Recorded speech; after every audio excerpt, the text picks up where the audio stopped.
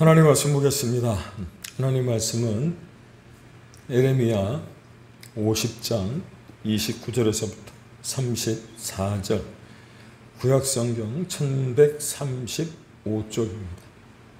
불편한 요소들이 많아서 인기 있는 구절들 외에 잘 설교하지 않는 예레미야서, 그 예레미야서를 7월달과 8월달 새벽 예배를 통해서 또 3일밤 기도회를 통해서 여러분들과 함께 계속해서 묵상을 해왔는데, 예레미야서 뿐이겠습니까? 예언서들도 마찬가지죠. 그런데 오늘 예레미야서 50장 거의 끝 마지막 막바지에 이르렀는데, 예레미야서 50장과 51장은 바벨론의 멸망을 다루고 있어요. 공교롭게도 50장은 46절로 51장은 64절로 되어 있어요. 모두 110절에 걸쳐서 바벨론의 멸망을 이야기하고 있다는 것은 하나님이 그만큼 이 시대를 살아가는 그리스도인들이나 또 한국 교회에게 하시고 싶은 말씀이 많다는 겁니다. 무엇을 통해서요? 바벨론의 멸망을 통해서. 왜 바벨론이 멸망을 하게 되었는지에 대한 이야기를 하고 계신다라고 하는 거죠. 그래서 오늘 본문을 여러분과 함께 읽었습니다만, 그들이 교만하여 하나님이 그들을 치시겠다고 말씀하시고 멸절하리라 말씀하고 계시는 것을 보게 되지 않습니까? 그런데 이 말씀은 그 당시 예레미야가 바벨론에게 전하고 남유다의 백성들에게 전해주는 것뿐만 아니라 이 시대를 살아가는 그리스도인들에게도 적용이 되는 말씀이라고 하는 거죠. 어떤 말씀이요? 하나님의 말씀을 지켜 행하면 복을 받고, 이게 신명기 28장 1절과 2절의 말씀이잖아요. 하나님께서 약속하신, 그렇죠, 모압 땅, 그 모압 평지에서 모세가 출애굽한 2세대들에게 주었던 약속, 하나님의 언약이 무엇이었느냐면, 당연히 하나님의 말씀을 지켜 행하면 그들에게 복이 찾아올 것이나, 신명기 28장 15절에 보면 하나님의 말씀을 지켜 행하지 아니했을 때 저주가 임하고 그런 어떤 힘든 심판과 고난의 길을 걸을 것이라고 하는 것을 이야기하고 계시잖아요. 약속이라는 게 약속. 그러면서 하나님께서 하셨던 말씀이 뭐예요? 그 말씀을 하나도 이루지 않는 것이 없다 말씀하셨는데, 그 가운데 하나가 바로 바벨론의 멸망이라는 겁니다. 사랑하는 여러분, 우리가 비상적으로 알고 있는 바벨론이라고 하는 나라가 어떤 나라이죠? 바벨론은 아수르를 정복하고 갈그미스 전투에서 애국군을 격퇴한 뒤에 명실상부 근동 지역의 패자로 등장을 합니다. 그런데 그렇게 패자로 등장할 수 있도록 한 이유가 어디에 있었냐면, 하나님께서 이러한 바벨론을 당신의 심판의 도구로, 징계의 어떤 몽둥이로 사용하시기 위하여 범죄한 유다와 열방들을 향한 하나님의 당신의 공의를 드러내시고자 바벨론을 사용하신 겁니다. 그럼 바벨론의 멸망을 누가 감히 생각이나 했겠습니까? 그럼 바벨론의 멸망을 다룬 이야기가 바로 예레미야 50장과 51장의 이야기예요. 그렇다면 바벨론이 멸망하게 된 가장 큰 이유가 무엇이냐? 단적으로 말씀을 드리면, 앞서 말씀드렸던 것처럼 하나님의 징계의 막대기로 사용되었던 바벨론이 그저 하나님의 심판의 도구로 사용되어졌다는 사실을 까마득히 잊어버리고 깨닫지 못하고 마치 자신들이 신이라도 되는 듯 교만해져서 하나님의 심판을 받게 되었다. 바벨론이 하나님의 도구로 사용된 것은 그들이 의로웠기 때문이 아니라는 거죠. 역사의 주관자이신 하나님께서 그들을 당신의 뜻을 이루는 도구로 사용했을 뿐인데, 바벨론은 자신들이 강하여 뭔가를 이루었다고 생각한 거예요. 교만입니다, 교만. 그런데 이걸 깨닫지 못한 바벨론이 마치 자신의 능력으로 열국을 정복한 것처럼 생각했고 신적 존재와 같이 여기는 교만에 빠진 거예요. 결국 심판의 마지막 대상이 바벨론이 되어진 겁니다. 그렇다면 그들이 지은 죄가 무엇이었습니까? 계속해서 말씀드렸던 것처럼 교만이라는 거예요. 교만. 하나님이 싫어하는 죄 가운데 하나가 교만이잖아요. 뿐만 아니라 우상숭배 아닙니까? 그런데 그 교만은 어디서부터 발단이 된 거죠? 우상숭배로부터 발단이 되는 거예요. 하나님은 교만한 자를 대적하실 때 겸손한 자를 가까이 하신다 말씀하시잖아요. 그런데 바벨론뿐 아니라 그 모든 열국의 나라들이 하나님이 싫어하시는 짓만 골라있다는 거예요. 사랑하는 여러분, 예수를 믿지 않는 사람들이 예수 믿는 사람들을 공격할 때 보면 우리가 믿는 예수님에 대해서 공격하는 것이 아니고요, 대부분 예수님을 믿는 사람들의 부족한 모습 때문에 공격하는 경우들이 많아요. 이유가 무엇입니까? 자신들은 그렇게 살지 못하지만 그래도 예수 믿는 사람들은, 교회 다니는 사람들은, 그리스도인들은 이 정도는 해줘야 된다라고 하는 어떤 레벨루가 있는 거예요. 레벨루. 근데 그 레벨루를 채우지 못하니까 세상 사람들이 봤을 때 걔들이나 우리나 똑같다고 여기는 거예요. 아니 어쩌면 자신들보다 못하다고 욕하는 이유가 바로 거기에 있는 거죠. 이 땅을 살아가는 그리스도인들을 세상 사람들이 바라보는 눈은 그들 나름대로의 어떤 기준이 세워져 있음에도 불구하고 남을 속이고 거짓 증거하고 돈 좋아하고 우상 숭배하는 것을 보면 자기들보다 못하다고 여기는 거예요.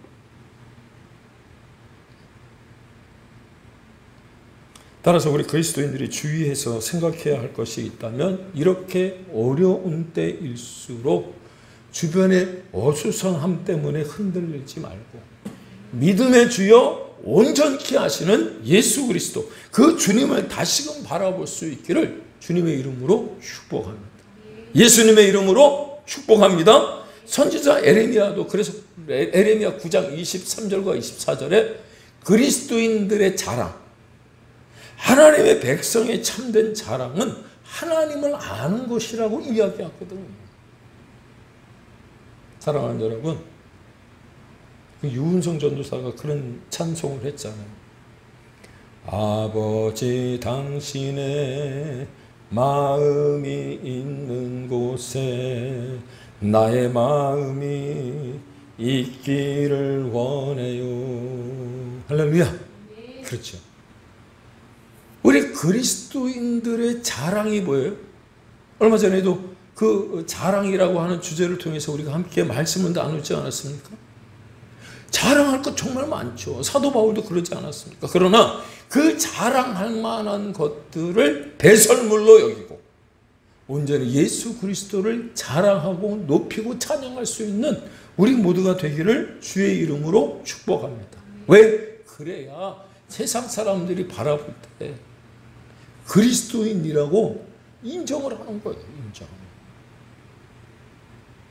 따라서 본문뿐만 아니라 하나님의 성경을 통해 우리에게 무엇을 말씀하고 싶어 하시는지 더욱 예수님께 주목하고 집중하고 내가 듣고 싶은 말이 아니라 들어야 할 말, 정말 들어야 할 말을 들을 수 있기를 다시 한번 예수님의 이름으로 축복합니다. 오늘 본문도 그것을 가르쳐 주는 거예요. 왜냐? 그분은 여전히 소망이시고 그분은 여전히 구원의 주님이시기 때문에. 믿습니까? 그렇습니다. 에레미야 50장 51장에서는 바벨론이 멸망한 이유에 대하여 많은 부분에서 언급을 하고 있는데 제가 이 에레미야 50장 51장을 묵상하는 중에 깨닫게 된 것이 무엇이냐면 서론에서 말씀을 드렸던 것처럼 에레미야서를 설교할 때 보면 잘 아는 본문만 골라서 목회자들이 설교를 하는 경우들이 있는데 이 에레미야서 50장 51장 110절로 되어 있는 이 말씀을 묵상하고 상고하면 할수록 하나님이 우리에게 주고 싶어 하시는 말씀들이 엄청나게 많더라는 거예요.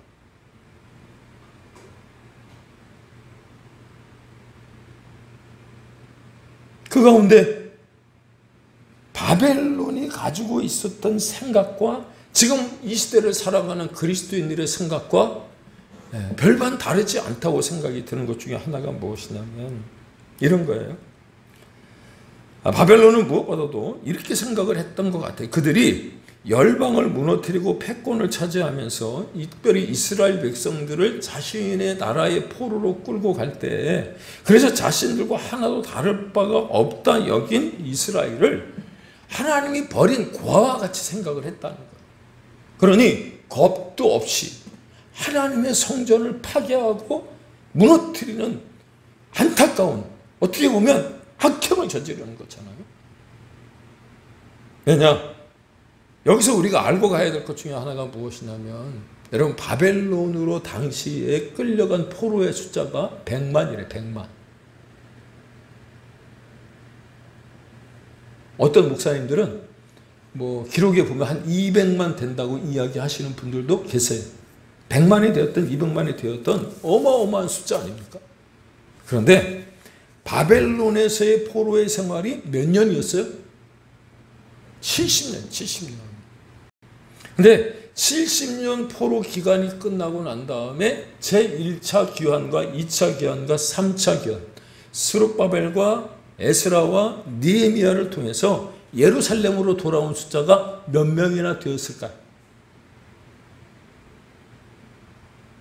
100만이라고 칩시다. 100만.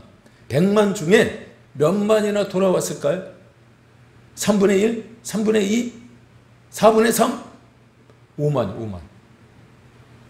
100만이 포로로 끌려갔는데 결국 예루살렘으로 귀환, 하나님의 은혜로 고레스의 마음을 감동시키셔서 예루살렘으로 돌아오게 했음에도 불구하고 몇 만이요? 고작 5만이요. 5만.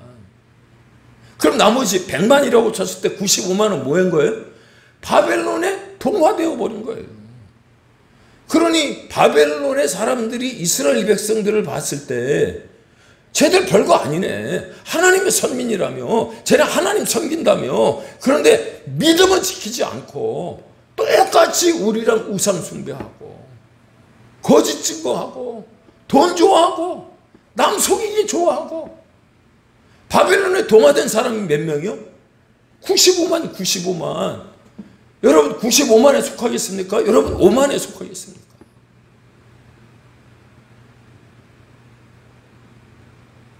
하나님의 선민이라고 떠드는 이스라엘 사람들을 볼 때 바벨론의 사람들이 얼마나 우스웠을까요? 그러니 성전을 무너뜨릴 때만 해도 하나님을 무너뜨렸다고 생각했을 거예요. 그런데 우리가 기억해야 될 것이 있어요. 사랑하는 여러분, 기독교가 쇠한다고 해서 하나님이 쇠하는 것 아닙니다. 있습니까? 그분은 알파와 오메가가 되시는 하나님이실 뿐만 아니라 처음과 나중에 되시는 하나님이셔서 역사의 주관자이신 줄로 여러분 깨닫기를 바랍니다. 우리의 믿음이 떨어졌다고 해서 하나님의 능력이 떨어진 것이 아니에요. 민수기 11장 23절에 보면 하나님이 이렇게 말씀하세요. 여호와의 손이 짧으냐, 그렇게 말씀하셔요. 여호와의 손이 짧아서 너희를 구원하지 못하는 게 아니라는 거예요. 그렇습니다. 우리가 비록 우리 그리스도인들이 세상에 지탄을 받고 있다고 해서 하나님의 사랑이 변한 것 아니라고 하는 것 여러분 기억할 수 있기를 축복합니다. 하나님은 여전히 그 백성들을 사랑하시고 믿습니까? 그 백성을 향하여 싸우시는 하나님이신 거예요. 그래서 그분은 여전히 하나님이시고 믿는 자의 구원이심을 믿으시기를 바랍니다. 그래서 오늘 설교의 제목이 뭐예요? 그들의 구원자는 강하다. 이게 34절이잖아요. 그들의 구원자는 강하니 그의 이름은 만군의 여호와라. 믿습니까? 반드시 그들 때문에 싸우시리니. 누구 때문에 싸우는 거예요? 우리 때문에. 이스라엘 백성들, 아니 하나님의 바로 우리를 택한 하나님의 자녀들을 때문에 싸우시리니 그 땅에 평안함을 주고 바벨론 주민은 불안하게 하리라.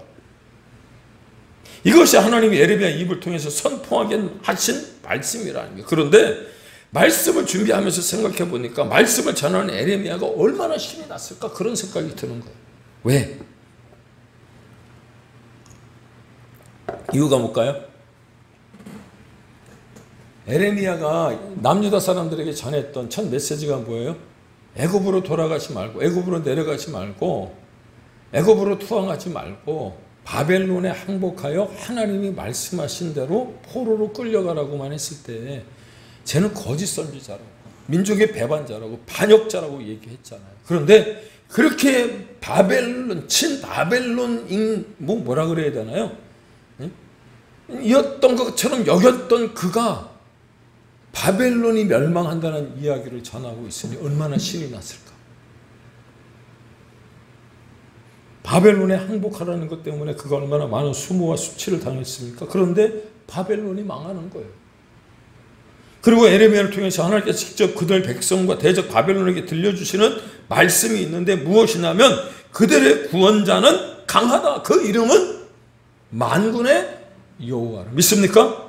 반드시 누구 때문에? 우리 때문에 싸우시겠다. 믿습니까?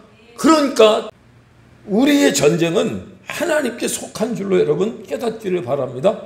전쟁의 승패는 우리에게 달린 게 아니란 말이에요. 하나님께 달려있다는 거예요.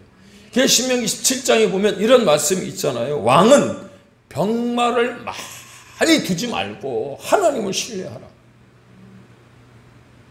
여호사밧이 역대하 20장에 보면 암몬과 모압과 또 어디죠? 마온인가? 그 연합군이 쳐들어왔을 때 하나님 앞에 기도해.